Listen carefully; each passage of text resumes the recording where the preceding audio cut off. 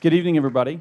Welcome to the John F. Kennedy Jr. Forum. Sorry, Tom. I'm Trey Grayson. I'm the director of the Institute of Politics, and excited about tonight's special forum. It's a little bit different, so I've got some logistical announcements before we get started. So normally in the forum, one of our rules is we have to take questions from the audience, but this is a live-to-tape radio broadcast, so we've modified it a little bit to make it work. I think all of you had a chance to get a little white card if you had to write a question that'll be considered to be asked during the actual taping of the broadcast. If anybody has one of those cards and has a question written on it, if you want to hold it up, one of the ushers will take the card. During a couple of the breaks, because I think we have a couple of breaks during the taping, that's another opportunity to submit a question. So maybe something you heard prompted you to write a question, and the ushers will take those cards during the breaks from you. And again, just kind of hold them up during those breaks. At the end of the actual taping, the panel's going to stick around, and we'll convert it to more of a traditional kind of form, and we'll bring the microphones up, and you'll have a chance to ask more questions in our traditional manner. They'll be unfiltered, and whoever's first come, first serve. But that'll be after the broadcast is over. So does that all make sense, everybody? Okay.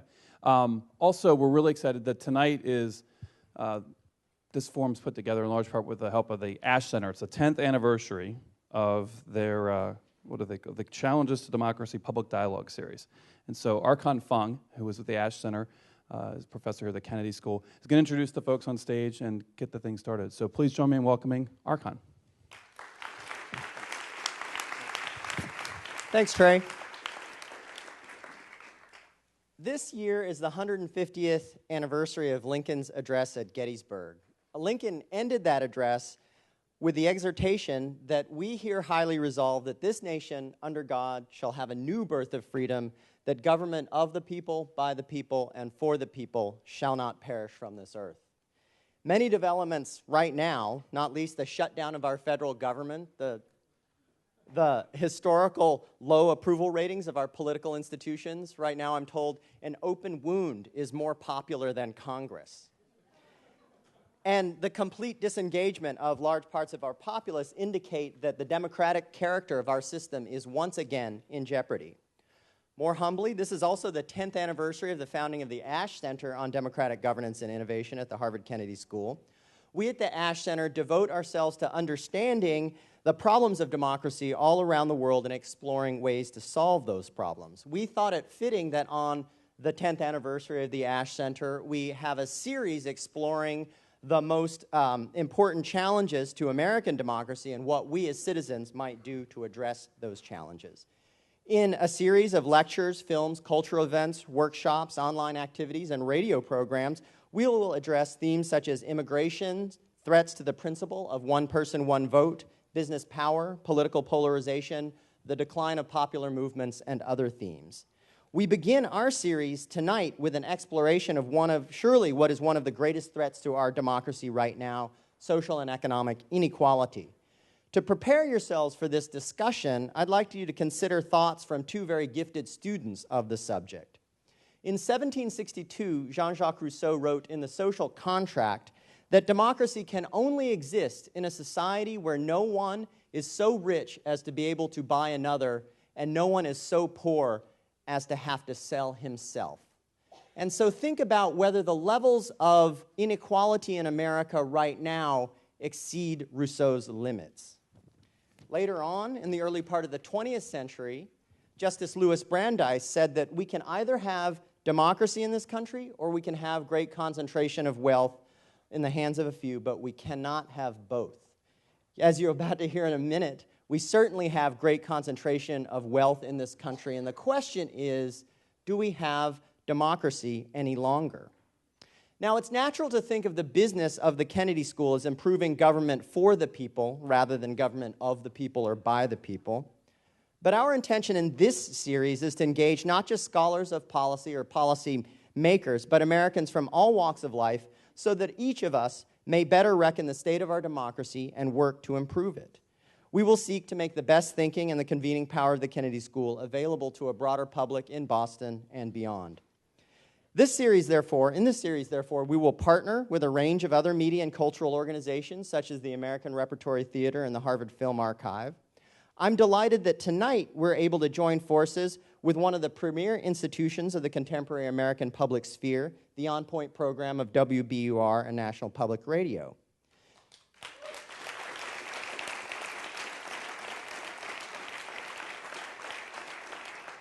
Now, tonight's event is being recorded, and it will be broadcast nationally as the second hour of On Point tomorrow at 11 a.m. Since this program is being recorded and will be rebroadcast on radio, national radio, behave accordingly. Please show your enthusiasm by clapping when and at other appropriate moments, but be very silent otherwise. Now we put a face to the voice with which you are all so familiar. Please welcome the master of tonight's discussion, Tom Ashbrook of On Point.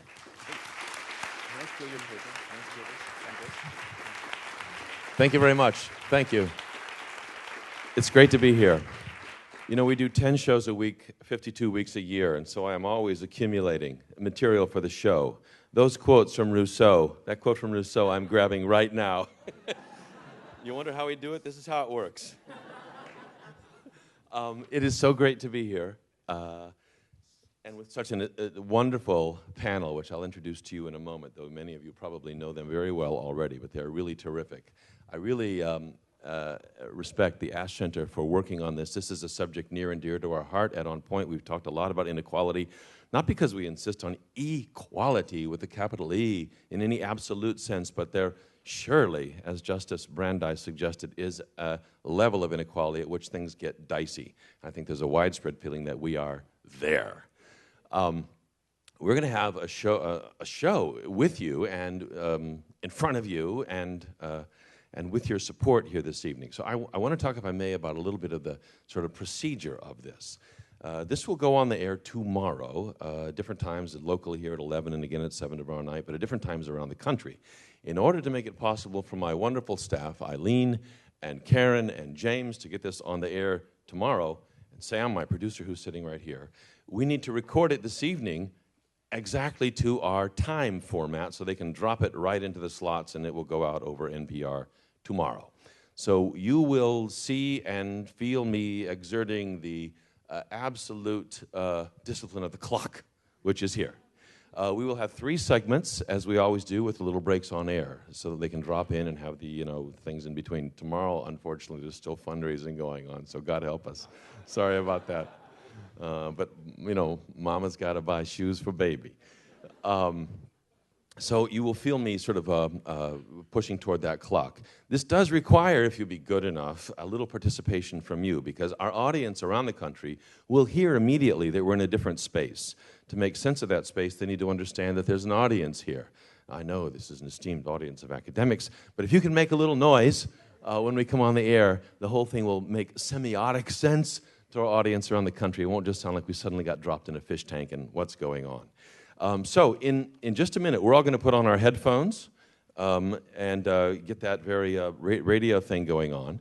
I'm going to read a script, as I always would in opening up the show, and then it will be all Wild West, as it always is when we do the show.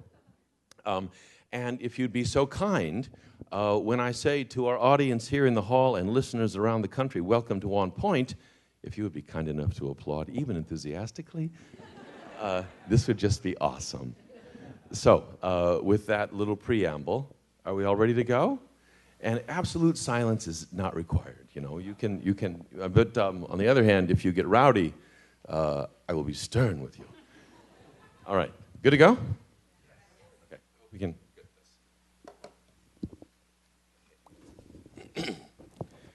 Can you hear me when I'm talking into this now? You can hear me just fine. Good. All right. Through the magic of taping, we're about to do a radio show. So we're all on board? Okay. So this is no joking. This is the actual thing. Okay.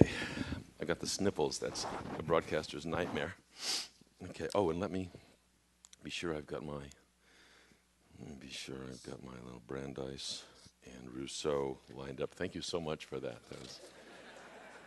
We grab what we need. Ain't that America? Good. Okay. You'll be surprised at how quickly this quote shows up from Brandeis. Try not to laugh like it's a big joke when I use it now. Okay, good. Panel, are you guys all comfortable and ready? Yes. Let's. Yes. Yes. Yes. Yes. We hear your voices. We're all live and good. James, are we good? Eileen. All right.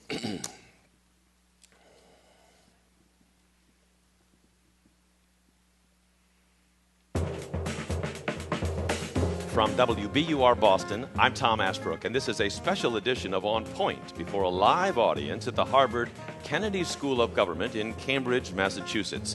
To our audience here in the hall and listeners around the country, welcome to On Point.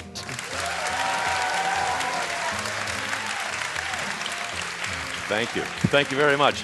We are talking about democracy here in this hall, kicking off a 2-year series of programs on challenges to democracy that is being mounted by the Ash Center for Democratic Governance and Innovation here at Harvard. Our theme in this hour goes to maybe the biggest area of challenge to American democracy today, democracy and inequality.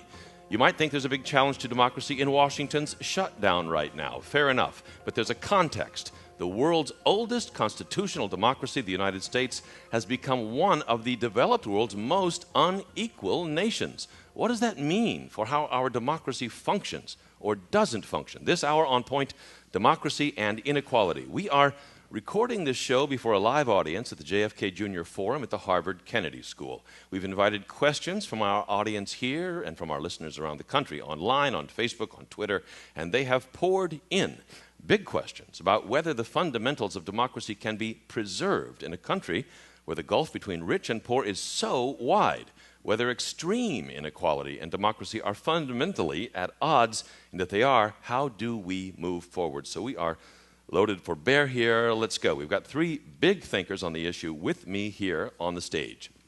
Chrystia Freeland, celebrated journalist with the Financial Times, Thomson Reuters, and more, author of Plutocrats, The Rise of the New Global Super Rich and the Fall of Everyone Else, a longtime friend of On Point, now a Liberal Party candidate for the Canadian Parliament. Chrystia Freeland, welcome. Great to be here. Wonderful to have you right here. Martin Gilens is here, professor of politics at Princeton University, a big voice on inequality and public policy, author of Affluence and Influence, Economic Inequality and Political Power in America. Martin Gilens, thank you so much for coming. Great to have you here. Thanks. Great to be here. And with us, Harvard's own Alex Keyssar, professor of history and social policy at the Kennedy School, and historian with an eye on the now, voting, democracy, poverty, and more, author of The Right to Vote, The Contested History of Democracy in the United States. Alex Keyssar, welcome. Great to have you right here. All right, so in our warm-up this evening, and I'm so glad we're sitting here, I think this is an urgent issue. I'm glad we're talking about it. It's been talked about for a long time. Let me quote 2.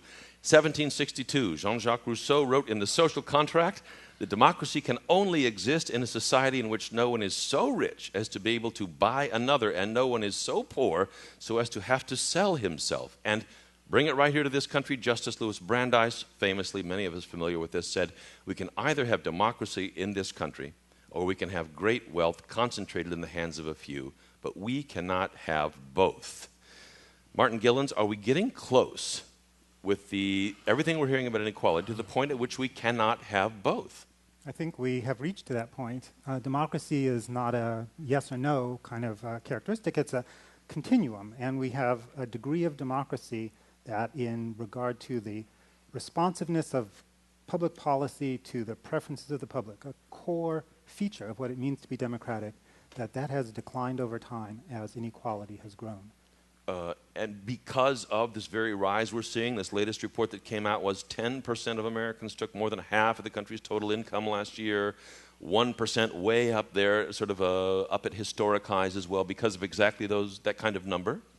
The concentration of wealth certainly encourages and abets the concentration of political power. So absolutely these two things are intertwined, and as economic inequality has grown over the past 3 or 4 decades, political inequality has grown as well. Alex Keyssar, we did not have equality at the origin of this country. The founders never envisioned any kind of absolute equality. They were very familiar with all different stations in life, different levels of wealth. How did they think about this country, and the distribution of wealth, inequality, and how it might influence the course of the nation's democracy. Interestingly, Tom, the Founding Fathers also thought that extreme inequality, even though they recognized it in their society, was incompatible with democracy. Many of them responded to that by saying, then let's not have democracy. I mean, let's Oh, okay. no, I mean, let's remember, at the outset, basically, the franchise was extended to white men who owned property Yes. or paid taxes. Yes. There was another current of thought, most vividly expressed by Jefferson, who said, you can't have a society that's democratic where some people own all the land and other people work on it. So let's give everybody some land. Mm-hmm. That was another Some possible skin in the game.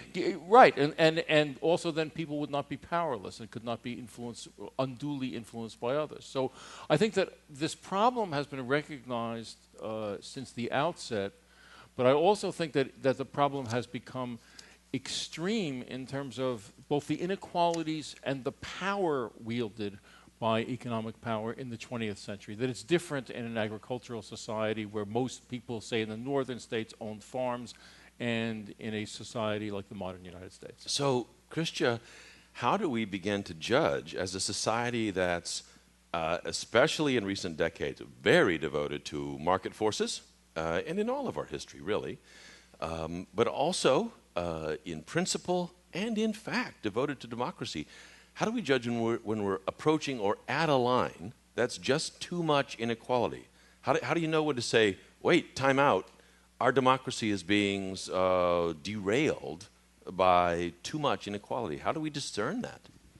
Well, a few ways to discern it might be that economic number that you just cited. I mean, when you start getting to the point, and I think what's really striking in the United States is the extent to which the recovery since 2008 has been a 1% recovery. 95% of the gains since the recovery began gone to the top 1%. Even more on some measures. I mean, it How much depends. more is there? No, actually, I mean, I brought some data points myself, Great. and between 2009 and 2011, the 1% got 121% of the gains in income. And you may say, how could they get 121%? These guys and on that's Wall Street are because geniuses. It's because the 99% went down. They went down by 0.4%. Okay. Right, and what's really striking about that and why it is worth reflecting on is in 2008, a lot of people thought that income inequality had hit a high, and that the financial crisis was, the sort of the death spasm of that system, and that the system could not endure, that society would not permit it to keep on going, right? I personally thought that. I actually decided I couldn't write my book anymore because I thought the plutocracy was over. So I wrote a new book proposal. It was something called like Survivors, and it was going to be who endured and adapted to the new system. But then it turned out that it actually kept on going. And this is really, really remarkable because the financial crisis in many ways was a product of the same economic forces that are creating this extreme income inequality. But instead of stopping in its tracks, it has continued. So I think that does say to you, it's gone too far. It is not sustainable. And I think you are seeing, I mean, Martin has done some wonderful work documenting the way in which you do have a correlation between greater inequality and less voice for everybody. So we know that. That's not just an idea that we have. Read his research and he shows it. But I think the other thing is we're seeing it in lots of less direct ways that the political system is sort of having a seizure too. It's just not working. And I don't think you have to be a rocket scientist or even a Harvard or Princeton professor to think that these two things are connected. Martin, how do we judge this? Gone too far, Chrystia says, but do we judge it in number terms? If 120% of the recovery has gone to the top 1%, my goodness, that's too much. Do we judge it in outcome terms? Do we have any real apparatus for judging it that matters, that's related to back into process and procedure and the way our democracy is structured, or is this just live off in a kind of academic realm by itself? It's a fact, but there's no connective tissue that lets us address it. Yeah, well, there are ways of addressing it. And let me first say, in response to Chrystia's excellent point about what we've seen since 2009, that the people at the top of the income distribution have recovered very nicely, both in terms of income, in terms of their wealth, and the people in the middle and at the bottom have not. Now, imagine if it was the reverse. Would we see the kind of political response or lack of political response that we see today? You mean if 95% of the people had had, a great recovery and the top 1% had not? If it was the people at the top that had not recovered. In all honesty, these days that's hard for me even to picture. Absolutely.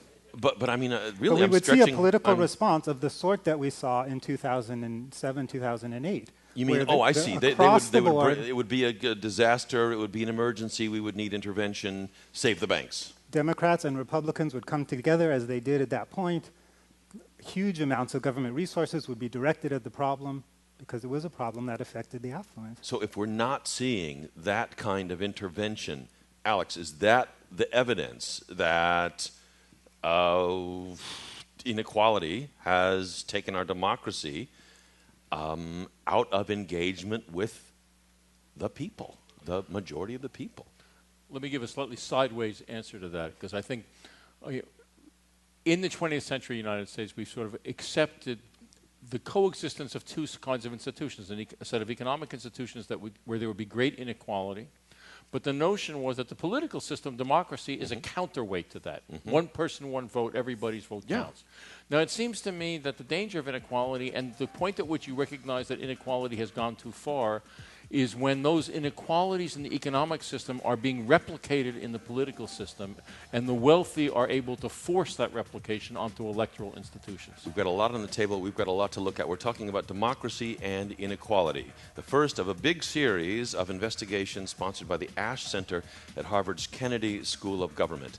Alex Keyssar, Chrystia Freeland, Martin Gilens, please stand by. To our audience here, thank you for being here. We've got a lot of questions that have already come in on social media and from you in the hall. We will go to them just as soon as we return. This is a special edition of On Point, live from Harvard in Cambridge, Massachusetts. I'm Tom Ashbrook. This is On Point. We'll be right back.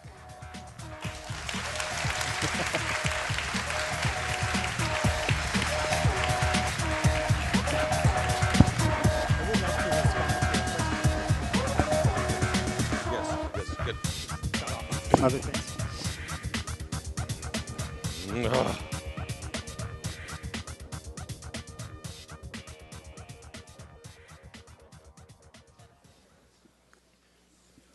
How are we doing? Okay, everybody okay? See how fast it goes? Okay, we've got our biggest segment coming right here. Everybody comfortable? We're ready. We're going to dive right back in. Eileen, James, we good? Good to go. I'm Tom Ashbrook. We're in front of a live audience at the JFK Jr. Forum at the Harvard Kennedy School of Government in Cambridge, Massachusetts, and this is On Point.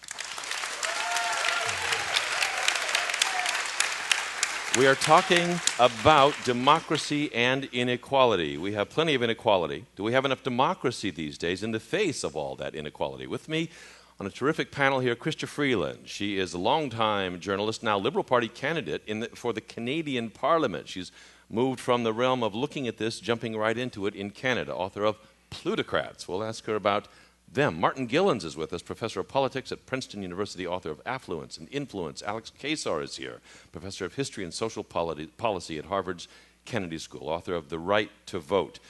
We've got inequality aplenty in this country. We know the numbers. They're very big. They're as big as they've been in a century and by some measures ever.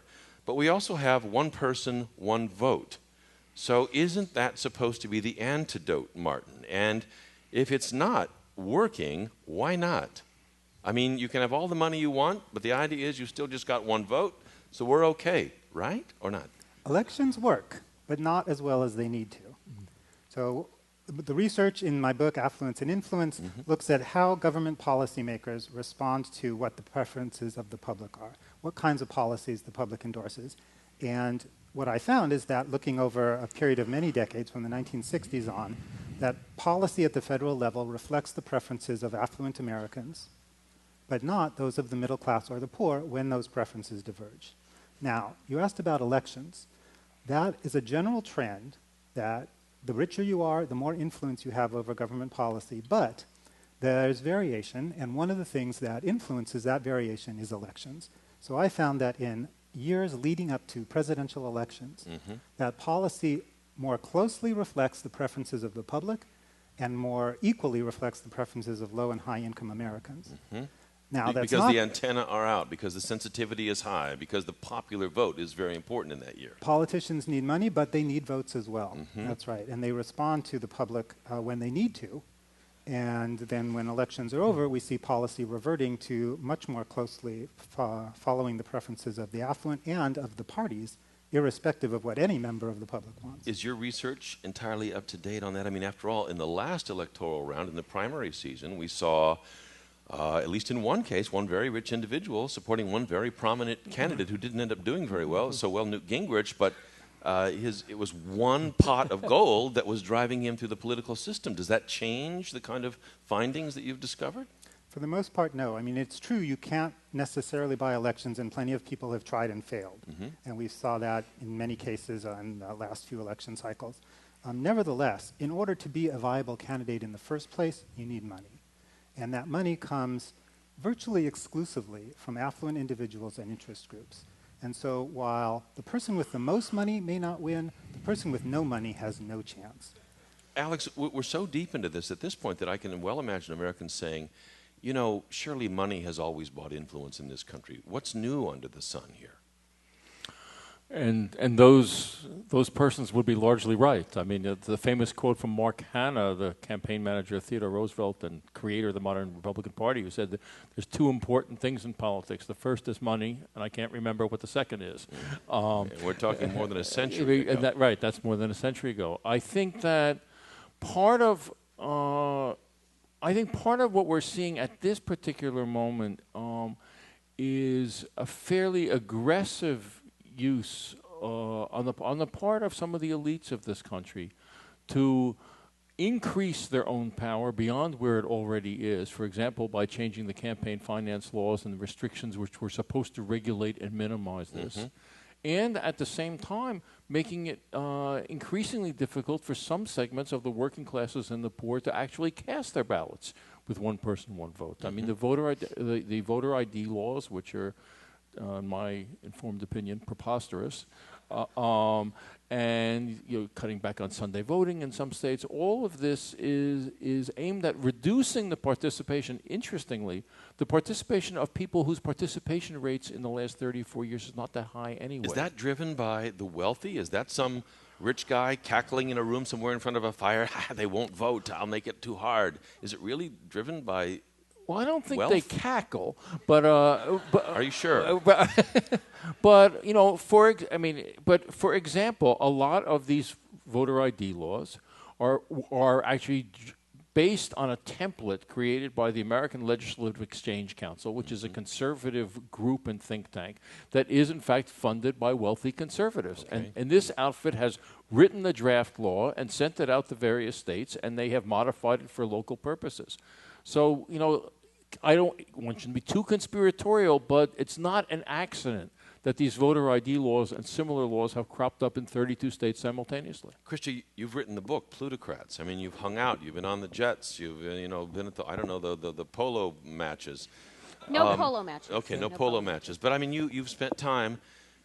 What's your sense of how those who are in the midst of this very concentrated wealth that we have now think about American politics these days? We know they're of all political stripes, but is there an allergy to full democratic exercise? Do you hear when you're in those halls of wealth, let's rein this in.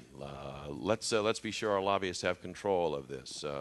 Let's not have all those scruffy voters at the polls. They may not agree with our agenda. Is there that deliberate kind of view, or does the money just somehow emanate power in itself? Well, one of the things that I found that was actually a real surprise for me and initially a disappointment for my publishers is that, in that lifestyles of the rich and famous kind of way, super conspicuous consumption is actually less hip and trendy among the plutocrats than you might think. Like, the really cool thing nowadays is not to have the biggest yacht. The invisible rich. It is to have the most influential think tank. Okay. That's where the real action is. You want to have a think tank, a foundation with the very smartest, ideally Harvard-trained scholars who are out there coming up with the best policies in line with your own values. So yes, there is absolutely, I think, an outsized and very deliberate effort by actually the very best of the plutocrats to transform their economic power into not necessarily directly political power, but policy power. And actually, when I you think say the I think best it's of, hard. do you mean the richest of, or do you mean the clearest thinkers? Do you I mean mean the the Koch most- brothers? Do you mean Peter Thiel? Who are you talking about? All of them. Really? And I mean, you know, the most engaged, the most energetic. And it's actually quite a complicated thing to think what your response should be. Because in general, what I find is when a plutocrat is using his energy and his billions to advance social policies that one personally agrees with, one calls that person a brilliant philanthropist. And when a plutocrat is using his billions to advance policies that one does not agree with, one calls that a person who is manipulating politics unfairly. But the reality is, you know, as you say, you know, you have the Koch brothers and you also have Bill Gates. You know, you have people on all sides of the political spectrum. What they have in common is there is this very conscious, very deliberate, not disguised, you know, quite proud move to say, okay, I have my billions. It's not enough to be one. One guy said to me, you know, it's not enough to be just another rich guy in New York. I want to do something in the world. And So passé. you know, it is. You know, there are lots of guys who are rich guys in New York, and there is a real democracy deficit issue there, because with billions in a foundation, you can influence policy without all that pesky work that you used to have to do to build community organizations. I mean, Theda Skocpol here at Harvard has done some great work about how American community organizations have moved from being, you know, people paying a little bit every month and going door to door and talking to lots of people in the community to organizations funded by a rich guy with professional staffers who generally, you know, tend to be like a liberal elite and are very happy to not have to go door to door in, you know, the flyover states. Martin Gilens, is it evident that however benevolent or the opposite any particular wealthy person or concentration of wealth may be, that American policy has bent toward the interests of the affluent, the wealthy in this era, in this period? Yeah, no question about it. I mean, if you think about sort of the landmark legislative changes that have occurred over the last few decades, things like, you know, the Bush tax cuts or NAFTA, the sort of free trade agreements that have been signed, deregulation across a variety of industries, of course, finance among them most prominently. These are all trends that have been supported by both political parties. So while it's true, yes, there are rich Democrats and there's rich Republicans, but they all tend to support these kinds of market-oriented, free trade, you know, deregulatory shifts, which have been massively beneficial to much of, not all, but much of the business community in the United States and to affluent members, affluent Americans, but not so much for the middle class and certainly not for the poor. So we've seen shifts across decades of both parties supporting policies that are favored by and beneficial to the affluent. So let's start to bring in questions here from around the country and from students right here in the hall. This one from a student. Jenny asks, should a democratic society prioritize economic inequality as an issue to be addressed, given that there are indications that the American people are much more concerned about economic and job growth than they are about inequality? And this does tend to be a kind of American set point. Look, give me a job. Give us economic growth. Let us all in on the goodies. At what point do you have to turn and address inequality itself? And who decides that? Who adjudicates this? I mean, these are tough questions. I think one of the things we have to recognize is that these are not separate issues, that inequality and growth are related in complicated ways that economists debate, but that we say we want growth, but it's not enough for that growth to occur only at the top of the income distribution. There has to be growth in the middle class and at the bottom, and we have not seen that over the last few decades. We've seen a lot of growth at the top, and we've seen the middle class stagnate in terms of real wages. And like, to me, that's the key point, right? If we were having this discussion 30 or 40 years ago, then I would have been very happy to say, fine, just push for growth and push for higher productivity, and you are going to see everybody benefit. And that's what you saw happening. But what has happened is the way the economy works, and this is not just a US story, it's happened across the Western industrialized democracies, the way the economy works has changed. And really since, people argue, was it since the late 70s, late 80s, late 90s, but there's been a decoupling of increases in productivity and increases in GDP and improved standard of living and wages for the middle class.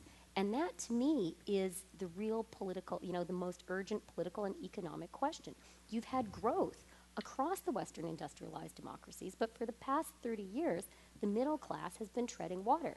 That, to me, is not sustainable, and certainly not sustainable when you have democracy. Alex, I see you on this front. Right. I'd like to jump in here because it's also very important to note that there's a long period, a 30, 40-year period in American history, which economic historians refer to as the Great Compression, from the 1940s into the 1970s, okay, when economic growth until the 70s was very high and inequality was at the lowest points it has been in the last century. And a lot of boomers, baby boomers, grew up thinking, this is what America is. Absolutely. This is what it means. Right. No, absolutely right. So that this notion of inequality or a definite tension between inequality and growth is mistaken. I mean, the growth came in part in the 50s and 60s from, in fact, increases in equality. So let me ask you, here's a question or comment from Cody, one of our listeners on Facebook. It says, the top wealthy few can buy the attention of politicians to shape policy in their favor. The rest of us live with what the wealthy decide.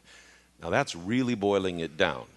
But is there a point at which this is a crisis? And how do we decide? And how do we communicate that? And what, as a democracy that's had periods of compression of equality and periods of inequality, what sort of brings out the fire department if it's a problem? How do we decide? Who rings the bell? You do. We just ask questions.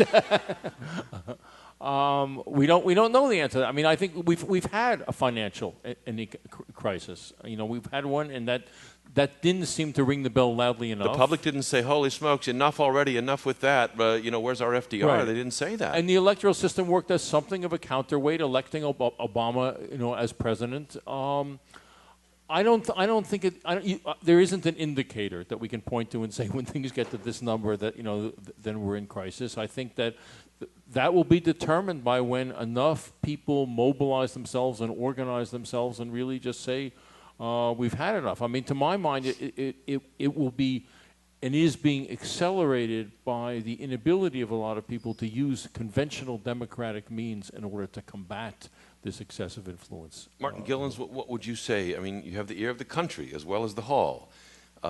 Is our democracy in a crisis because of the historic level of inequality that we have found ourselves at?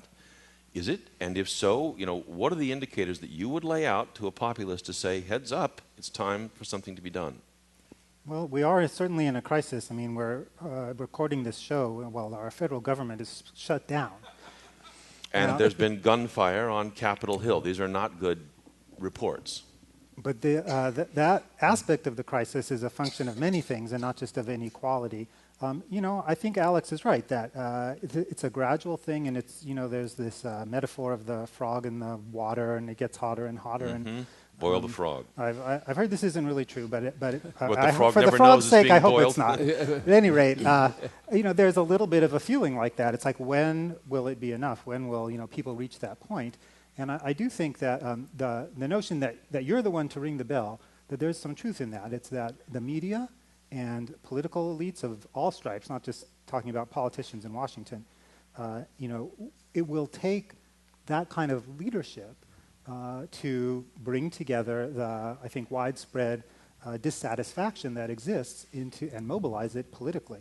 And without that kind of leadership, simply having widespread dissatisfaction will not bring change. Chrystia, we've just got a minute before the break, but do you think the shutdown is a manifestation of this problem, this issue somehow? The government shutdown right now, or is that just an ideological battle that's not to do with inequality?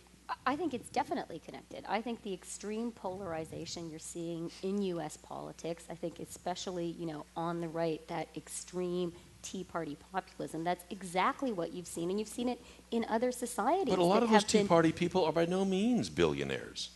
Of course not. I mean, you do see right-wing extremism as one response to an economically polarized society. That's one direction people can go and one direction in which people can be pushed. I've got questions right there. I've got plenty about why inequality might bring out right-wing extremism, whether it might bring out the opposite. We've seen a candidate for mayor in New York who's talking about a tale of two cities. This is a kind of message of wealth and poverty, or inequality in any case, that we have not heard at the forefront in American politics in a long time. Now it's there in New York. We'll look at that and much more. We're recording, or in the midst of, a special edition of On Point for a live audience at the Kennedy School of Government in Cambridge, Massachusetts tonight. Chrystia Freeland, Martin Gilens, Alex Keyssar, it's great to have all of you with us right here. And to the audience in the hall, we'll come to more of your questions after a short break. I'm Tom Ashbrook. This is On Point. We'll be right back.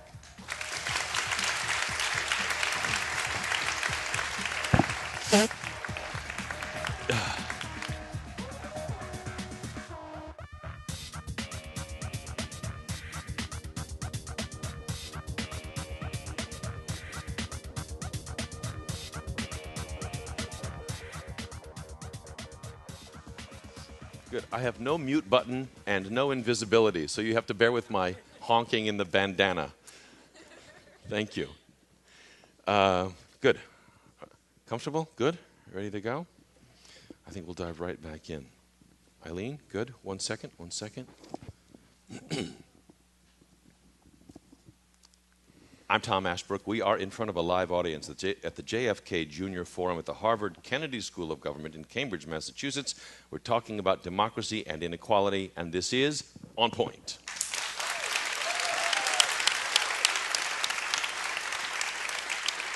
We have a great inquisitive audience here and a great panel. Chrystia Freeland, author of Plutocrats, The Rise of the New Global Super-Rich and the Fall of Everyone Else. Martin Gilens, of Princeton University, author of Affluence and Influence. Alex Keyssar, of Harvard, author of The Right to Vote, The Contested History of Democracy in the United States. And we are looking at democracy and inequality, the challenge of the new extremes, at least by American historic standards that we're at right now. And if you look at a map of the world on equality by global standards, we are penning the needle in this country lately. What does that mean for our democracy? Questions. Here's Jack in San Diego, and here's his question. Chrystia, I'll put it to you. Inequality of wealth is necessary for wealth creation. Big projects need lots of capital. Right, Chrystia? You've written for the Financial Times. We need this for capitalism to boom. Well, as Alex has pointed out, we've actually lived through in the world a lot of periods, and in fact, in particular, that post-war era that I think shaped how a lot of us in North America and Western Europe think about how market democracies work. What's really interesting about that time is you had unprecedented growth in this huge swath of the world, and you actually had inequality decreasing. You actually had, believe it or not, falling salaries for CEOs. Really, it happened. What was that phrase? I didn't quite catch that phrase. No, they were actually declining relative to the wages paid to their workers. Think about that. Our brains can't even comprehend that anymore. And that also happened to be a period, probably not by accident, that you had huge capital projects undertaken. Absolutely enormous, both by the private sector and by the public sector. So no, I don't think that you need to have huge wealth concentrated in the hands of a few billionaires in order to have capitalism work. In fact, right now, I'm worried about the opposite. I think that,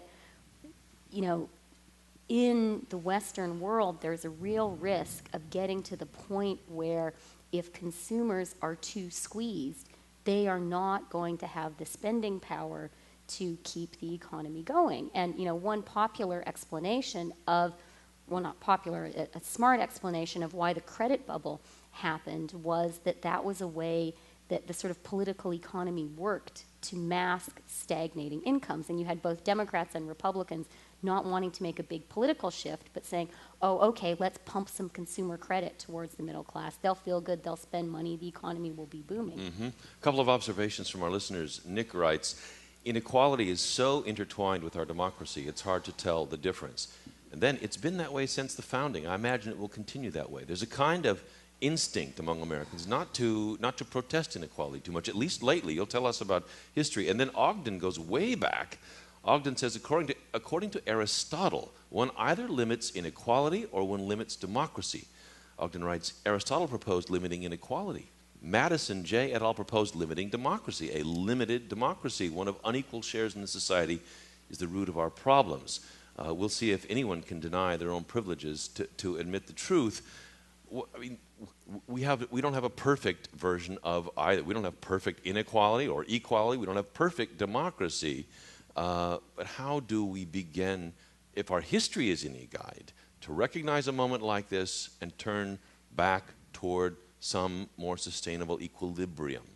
Alex? Well, I think that part of what we do is to recognize what has worked at some moments in the past. I mean, including, we've alluded several times to this period of the 40s, 50s, 60s, and it was a period when part of what was going on was that state policies, the political system, a democratic political system, was producing state policies that were protecting the less privileged members of the society.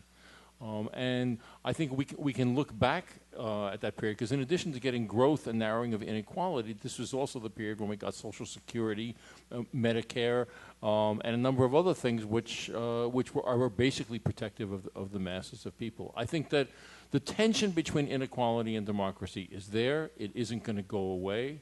I mean, part of what we're talking about is how much is too much, and how do we protect the inequalities within the economic system from destroying the political system. But think about triggers in the past. The 40s, 50s, 60s that had this great equality that's so famous, the sort of golden age of American equality. I mean, didn't those policies grow out of the progressive era and then the New Deal? Those were the trigger moments when the American polity responded to concentration of wealth. Take us back to how those moments were recognized at the time. I mean, we know the New Deal came out of that huge slap across the face and worse of the Great Depression. What about the progressive movement? What was the popular trigger for that great movement? It's interesting. There, in New York State, at least, and this was somewhat national, there actually is a moment in 1905, and historians and political scientists have written that this was the moment when they discovered that business really does corrupt politics. Now, it wasn't the first time it had happened. I mean,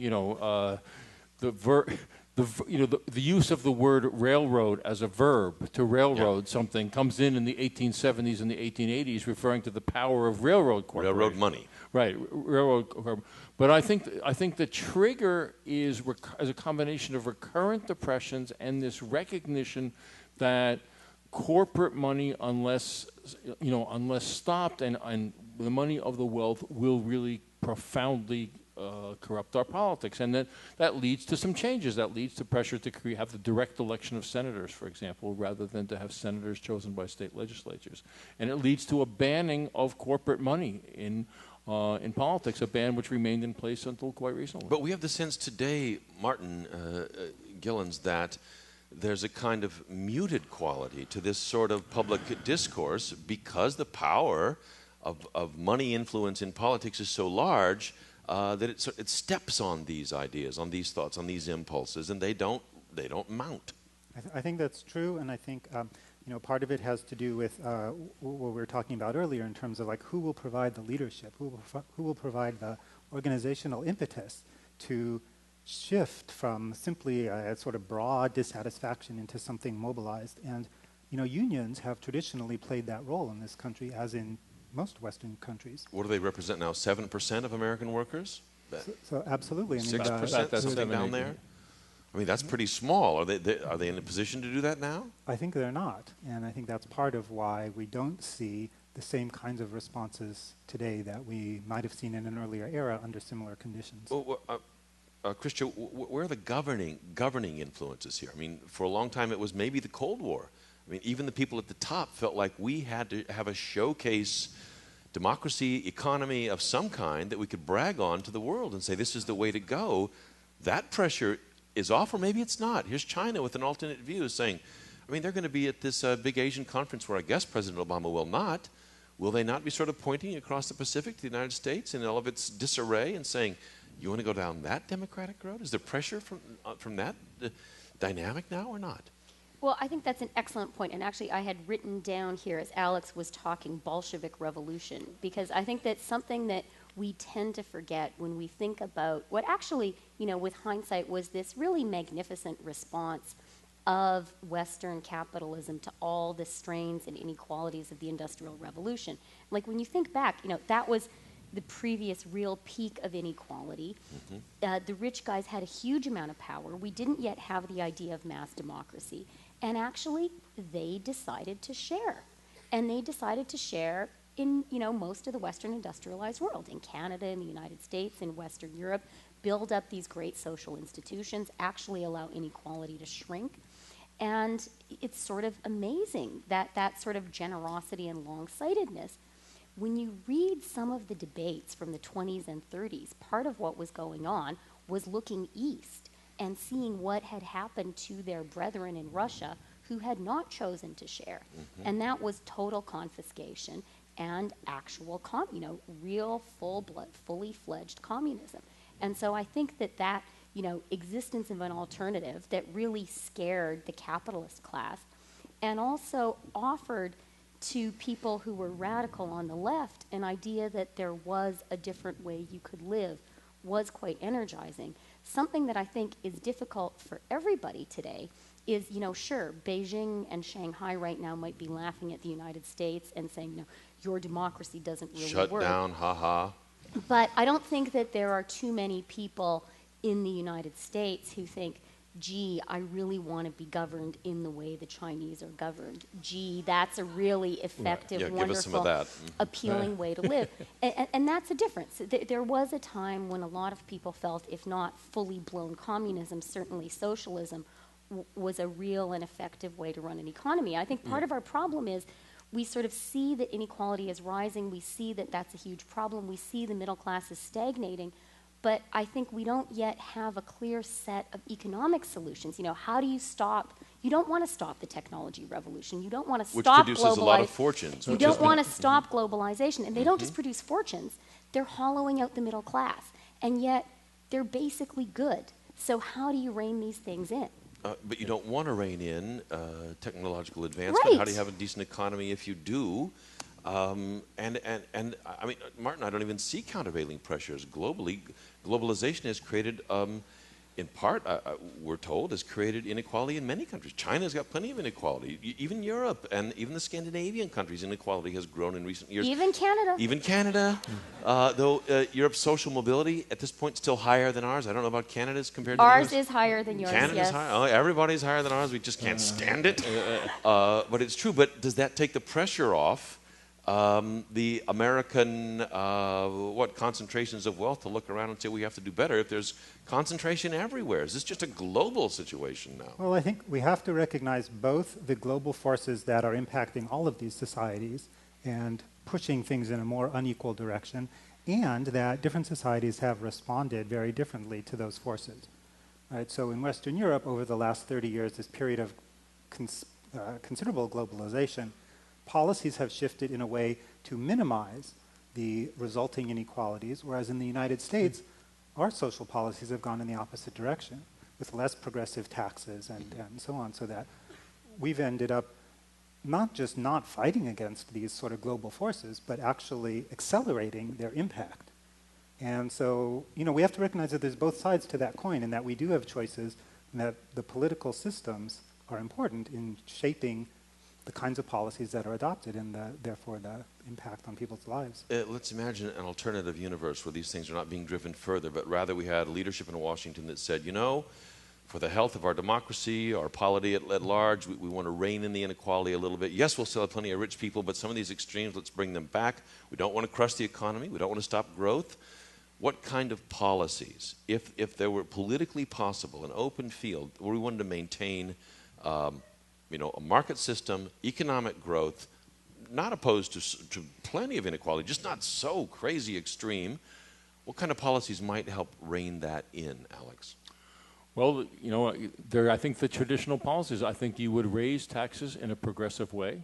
The fact is also during this period of the Great Compression, the highest income tax rate in the United States was about 75%. Now, we couldn't get it all the way back to 75% now, but I think that you can have increases in taxes. And I mean, Ronald Reagan would say, wrong, drop them down, you're going to have more growth. He would, right. And David Stockton. And he did. But deficits too. Right, exactly. I mean, you can have his own kind of Keynesianism, which did it. But you could increase government revenues in that way, and you could strengthen and build not only the traditional safety nets, but it seems to me, if one reads a number of analyses of what's going on in our labor force and the needs for people to have different kinds of education and training, that we really need a very, very large-scale set of programs to train and educate people for 21st century jobs. And there is no reason in the world. I mean, in fact, this was an idea put forward by Robert Reich when he was Secretary of Labor 20 years ago. This is not pie in the sky, and these are the kinds of things that are happening in Western Europe. Martin, you know that there are plenty of Americans who say you build those safety nets too thick and deep and cushy, and they undermine social values, they undermine initiative, they actually end up undercutting economic growth. There absolutely has always been, throughout our history, a concern about the sort of, effects on incentives that these kinds of programs will have, that even private charity has. But the fact is that despite those concerns, most Americans think we need to be doing more to help the underprivileged. I mean, we're looking at the gap in test scores between rich and poor children is now 30 to 40% wider than 25 years ago. But we need those children to be productive members of society. Something's off. That's absolutely right. And I think if we talk about what kinds of social policy change we need, the most important policies are those that impact everything, which is to say campaign finance regulations. The role of money in politics is so important and so influential across the range of what other kinds of policies we can successfully adopt. That's where we need to focus a lot of attention. Chrystia, getting to those things, you know how hard it is in this country. Look at Washington right now. I mean, you can paint a scenario of, oh, yes, we'll think these thoughts, then we'll just go do these things, and everybody will be happy. We could just as well end up at the Alamo. I mean, we're kind of at the Alamo right now. Do you see this country working this out, or do you see us wending our way deeper in here until we get in some sort of deeper fix in terms of the healthy exercise of democracy than we're in now? Well, Tom, I am really an optimist, and I guess that is reflected in my decision to go out and try to do something in for my Canada. home. Well, no, directly, right? And we're facing the same issues, and that's exactly my personal motivation. And I do think a council of despair is completely the wrong thing here. And I think also, sure, this is a huge problem. It's really complicated. It's really big. But we as human beings have dealt with huge problems before, right? Our grandparents fought the Second World War. Pretty big problem. They did it. We've been talking now about the progressive era and the New Deal. In some ways, that was a bigger lift than what we're talking about now, because people were poorer and they didn't have the template of what a social, of what real mass democracy looked like. They were moving from rural to urban, and they were inventing everything from scratch. So yeah, I think that this is definitely doable. And one thing that I would say is we shouldn't think about, that someone's going to ring a bell and say, okay, this is it. We've hit the point of no return. We have to do something differently. I think that everybody who thinks that this is a big issue, and if you don't think it's a big issue, then you're not awake, needs to really think about what can I do about it. I really think, that sounds really simple, but there is in fact a democracy, and if people actually mobilize themselves, you are going to make a difference. We are going to make a difference. That doesn't mean it'll be easy. Big heads up. We are at a historic moment. I think we've established that tonight, that alone, to focus on that, to think about that. Our thanks to the Ash Center here at the Kennedy School of Government at Harvard University for raising these issues of challenges to democracy tonight. My thanks to our guests, Chrystia Freeland, Alex Keyssar, and Martin Gilens for being with us, and to the whole audience and all of your questions from the hall and around the country. Thank you very much. I'm Tom Ashbrook. This is On Point.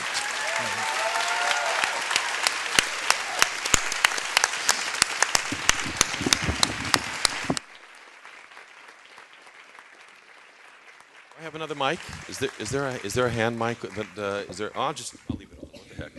I'm a radio guy. I won't be ashamed to have headphones on. Okay, so there it is. You see how fast the show goes? You see how short an hour is? Thank you, everybody. We have a few minutes. If there's a hand mic, it would be a little more comfortable. I don't know if it's still around. We have a few minutes to take your questions right here in the hall. We can talk about this. We can talk about what it's like to talk about this. We can talk about the strength and weaknesses of the media handling of this. Whatever you like. There are ground rules for JFK Jr. forum back and forth.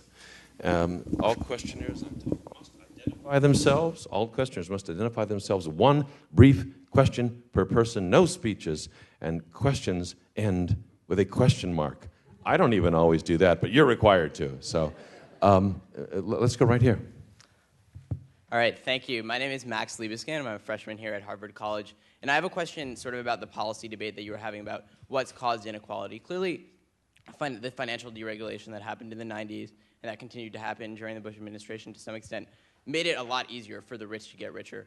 But what specific policy changes over, say, the last 3 to 4 decades do you think have explicitly made it harder for the poorer Americans to access economic growth? I'll pass it around. Martin? Boy, that's a big question, and I don't think we really know the answer, and I certainly wouldn't claim to know the answer. All right, that's all I've got to say. Okay, so I have to agree with that, but I would say I think the answer falls in 3 areas. I think technology revolution is having a huge impact, and I think it's only getting started. You know, we're accustomed to technology having hollowed out the manufacturing jobs, but it's moving into the white-collar ones, right? When's the last time any one of us used the services of a human travel agent? And that's moving. I talked to an investor this week who said pretty soon there aren't going to be any waitresses anymore because they're inventing computers that will just be at our tables that will do all of that. So there you go. So, you know, technology, definitely a factor. Globalization, for sure, also a factor. And then, as Martin suggested, there are lots of political decisions that can either push, you know, lean into those changes or can soften them. I think deregulation is one. I think weakening unions is another. I think, you know, tax policy makes a very big difference. And, you know, how strong or weak the social safety net is. I think we've covered the bases here. Okay, good. I mean, I'll just read here from The Economist. I think this came out today, talking about America's tax code is riddled with distortions that favor the rich, from the loopholes benefiting private equity to the mortgage interest deduction and enormous subsidy for those who buy big houses. A simpler, flatter code with no exemptions would be more efficient and more progressive, and maybe that turns around and helps the poor. Let's get one right here if we may. Sir. Hi. Remember the rules? Yeah. Okay. My name is Paulo. I'm a senior studying economics at Harvard. And my question is for Professor Gilens. You mentioned in one of the policy recommendations that we should try to approach inequality with universalistic policies that are not targeted directly towards the poor, but towards, you said, campaign financing and the superstructure of politics. Why, could you support that argument a little bit further? And also in light of the fact that a lot of the major social safety nets are directed at the poor specifically and are not universalistic policies. Yeah, absolutely. That's a very good question. And I may have been somewhat misunderstood here. I think campaign finance reform is so important because it shapes all of the other kinds of policies, all of these economic policies. It really shapes what is possible because it changes the incentives of elected representatives. So that's why I think that's like a central concern going forward. In terms of like policies that are targeted versus universal, I actually agree more with your point of view there that while universal policies can generate broader political support, things like Social Security and Medicare and so on, that nonetheless, targeted policies of certain kinds that reward work, that provide incentives and assistance to people to make it on their own are actually extremely popular among the American public. And the first book that I wrote about the welfare state makes exactly that argument, that the opposition to welfare per se, that is to cash assistance to poor people, has been misconstrued as a broad opposition to anti-poverty policy, whereas in fact there's great support among middle class and even to a great extent among affluent Americans for many anti-poverty policies, including things like raising the minimum wage, whose real value has been declining over the last few decades, and so on. So I do think actually targeted policies are an important part of that mix, but we're not going to get them, or not going to get enough of them, without effective campaign finance reform. Hi, my name is Madeline Lear. I'm a freshman at the college and a member of the JFK Jr. Forum Committee. On behalf of the forum, I'm going to be asking the official Twitter question of the night. And this is from Dan Raza for Chrystia Freeland. How do you plan to discuss income inequality at the doors of voters and connect it to their everyday?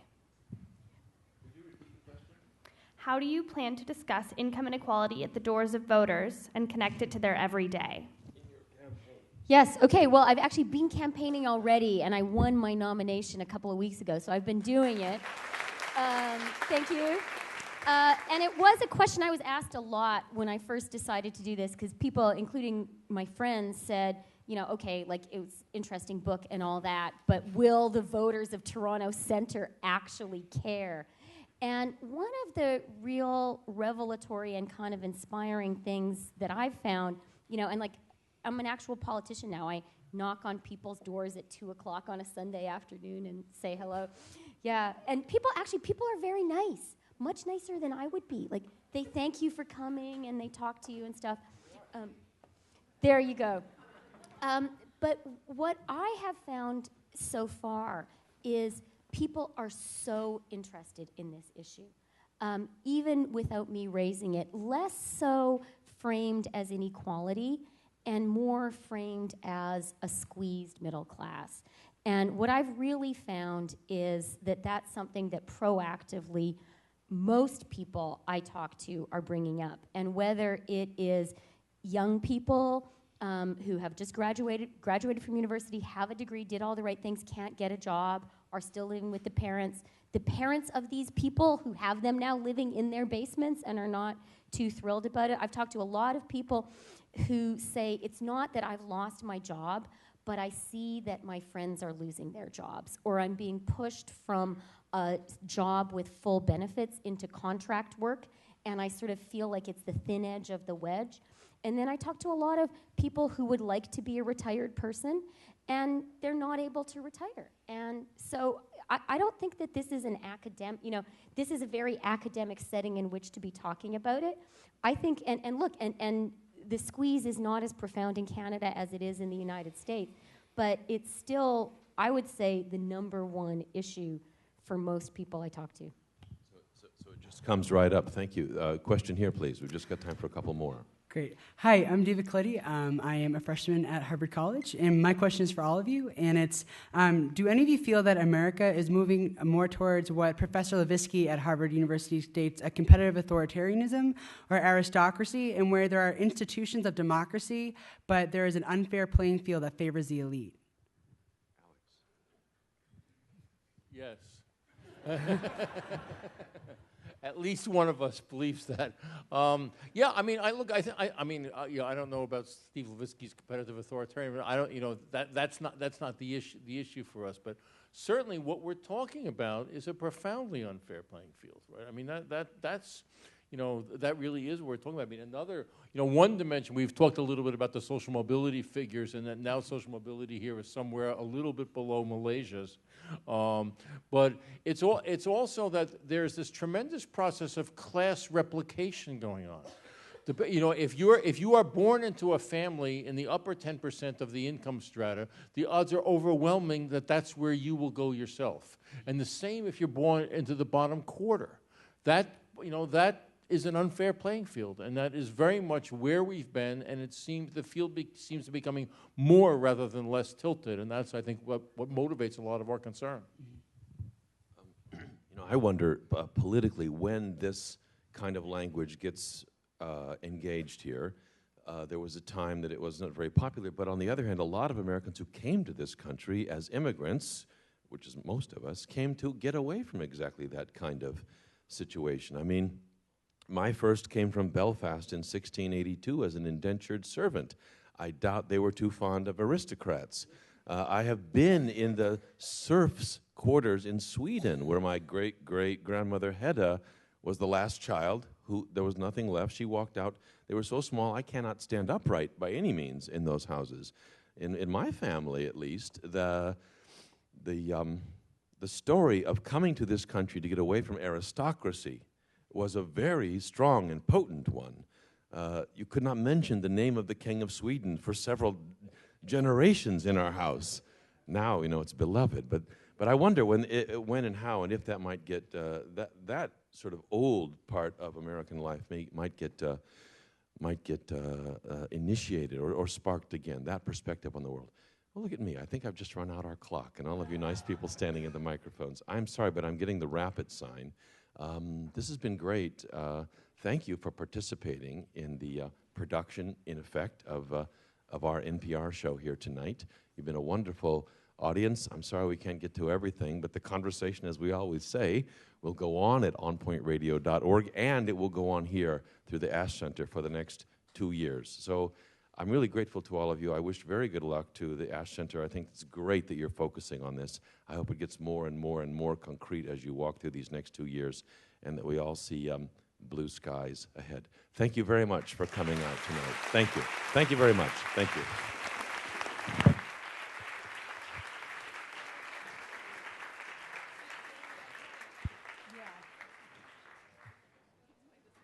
And